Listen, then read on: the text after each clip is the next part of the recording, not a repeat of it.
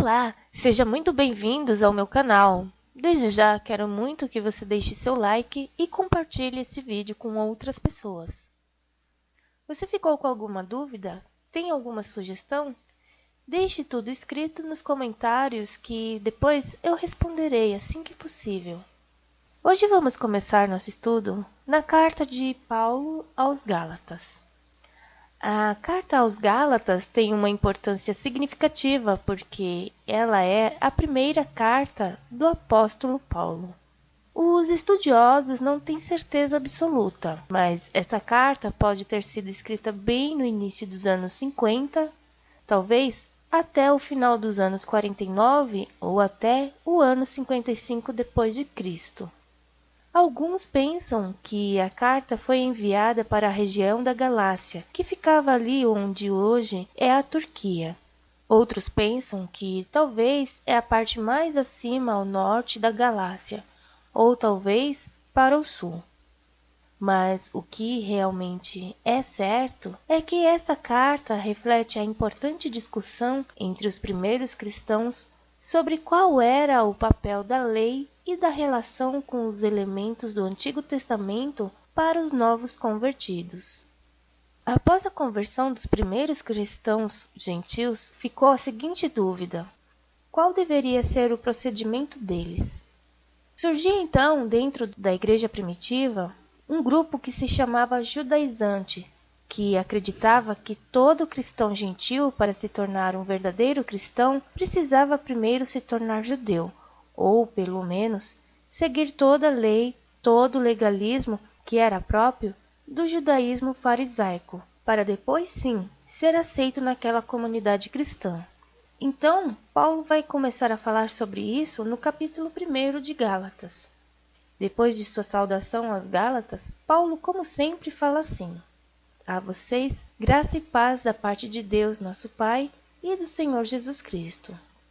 E depois ele começa a falar de forma muito direta e incisiva, a partir do versículo 6, sobre o problema sério enfrentado pelos cristãos na Galácia. Vamos ouvir a leitura aqui da Nova Versão Internacional do texto da Bíblia. Admiro-me de que vocês estejam abandonando tão rapidamente aquele que os chamou pela graça de Cristo para seguirem outro evangelho, que na realidade não é o evangelho. O que ocorre é que algumas pessoas os estão perturbando, querendo perverter o evangelho de Cristo. Mas, ainda que nós ou um anjo dos céus pregue um evangelho diferente daquele que lhes pregamos, que seja amaldiçoado. Como já dissemos, agora repito, se alguém lhes anuncia um evangelho diferente daquele que já receberam, que seja amaldiçoado. Acaso busco eu agora a aprovação dos homens ou a de Deus? Ou estou tentando agradar a homens? Se eu ainda estivesse procurando agradar a homens, não seria servo de Cristo. Paulo claramente traz aqui uma advertência aos cristãos da Galácia, porque eles estavam abandonando o evangelho da graça de Jesus Cristo. Eles estavam sendo influenciados por pessoas que estavam mudando o evangelho. A palavra evangelho diferente, que nas traduções mais antigas muitas vezes aparecem como outro evangelho, significa literalmente no grego um evangelho de natureza completamente diferente. É um outro de outra espécie e que não tem nada a ver com o evangelho de Cristo. Paulo avisa: olha, vocês estão se afastando da verdade. Isso é tão sério que mesmo se um anjo do céu descer, pregar algo diferente do que estamos ensinando, isso deve ser completamente rejeitado. E a palavra que Paulo usa depois é ainda mais dura. Deve ser considerada anátema, maldito, ou seja, amaldiçoado. Então Paulo, chamando todos para verificar, convidando aqueles Gálatas a observarem a realidade, ele começa a falar como um verdadeiro apóstolo. Aqui Paulo está dizendo que ele é um apóstolo. No versículo 17 ele diz que ele foi para ver aqueles que já eram apóstolos antes dele. O apostolado no Novo Testamento tem dois sentidos. Um sentido fundamental é o apóstolo que faz parte daqueles 12, especialmente escolhido por Jesus para serem testemunhas particularmente de Cristo. O apóstolo era aquele que tinha sido testemunha ocular da ressurreição de Cristo. Paulo, como está escrito em Atos, ele vê pessoalmente Cristo ressurreto.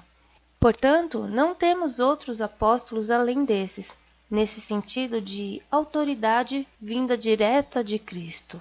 A palavra apóstolo também tem um outro sentido, por exemplo, lá em Atos 14, onde Barnabé é chamado de apóstolo, no sentido de ser um missionário enviado, uma pessoa enviada para levar as boas novas do Evangelho. Por isso Paulo está dizendo, olha, eu tenho autoridade diretamente de Cristo, e por isso grande parte do Novo Testamento é de origem paulina. A partir do versículo 11, o texto diz assim: Irmãos, quero que saibam que o Evangelho por mim anunciado não é de origem humana. Não o recebi de pessoa alguma, nem me foi ele ensinado. Ao contrário, eu o recebi de Jesus Cristo por revelação. Por isso Paulo fala diretamente como um apóstolo, como quem tem autoridade. Não é algo que foi recebido de uma pessoa ou de terceiros. Não. Ele prossegue falando sobre o seu testemunho, dizendo o seguinte: Vocês ouviram qual foi o meu procedimento no judaísmo, como perseguia com violência a igreja de Deus, procurando destruí-la. No judaísmo, eu superava a maioria dos judeus da minha idade, e era extremamente zeloso das tradições dos meus antepassados. Mas Deus me separou desde o ventre materno e me chamou por sua graça, quando lhe agradou revelar o seu Filho em mim, para que eu o anunciasse entre os gentios. Não consultei pessoa alguma. Esta frase, no grego, literalmente quer dizer: não consultei carne nem sangue. Nem carne nem sangue significa que não consultei ninguém, nenhuma pessoa mesmo. Tampouco subi a Jerusalém para ver os que já eram apóstolos antes de mim, mas de imediato parti para a Arábia e voltei outra vez a Damasco. Então, vamos ver que a natureza da verdade do Evangelho está relacionada também com o critério de autoridade. A autoridade da Bíblia é uma autoridade que existe por causa dos apóstolos que estão por trás dos seus escritos. Não é qualquer pessoa que possa dizer que tem autoridade especial para falar da parte de Deus. Paulo diz, olha, eu estou falando de maneira diferente, particular, porque eu sou verdadeiro apóstolo. Eu fui comissionado diretamente por Jesus Cristo. Estes que estão afastando vocês do Evangelho da graça de Cristo estão falando no ponto de vista humano. E ele prossegue com seu testemunho claramente se colocando dentro da história. Depois de 3 anos, subi a Jerusalém para conhecer Pedro pessoalmente, e estive com ele 15 dias. Não vi nenhum dos outros apóstolos, a não ser Tiago, irmão do Senhor. Quanto ao que lhes escrevo, afirmo diante de Deus que não minto. A seguir, fui para as regiões da Síria e da Cilícia. Eu não era pessoalmente conhecido pelas igrejas da Judéia que estão em Cristo. Apenas ouviam dizer, aquele que antes nos perseguia, agora está anunciando a fé que outrora procurava destruir. E glorificavam a Deus por minha causa. Paulo então conta seu testemunho e diz, olha, eu tenho autoridade para falar em nome de Cristo. O que vamos observar nesta carta de Gálatas e o que já está sendo apresentado no capítulo 1 é o resultado da primeira viagem missionária de Paulo. Tenho aqui no meu canal alguns vídeos com mais detalhes sobre as viagens de Paulo. Vale a pena você depois dar uma assistida. Essa viagem relatada aqui em Gálatas foi a primeira viagem de quando ele passa pela região da Ásia Menor, em particular por Listra, Derbe e Icônio, entre os anos provavelmente de 46 e 48 depois de Cristo, e acaba ali evangelizando os gentios que não conhecem nada do judaísmo.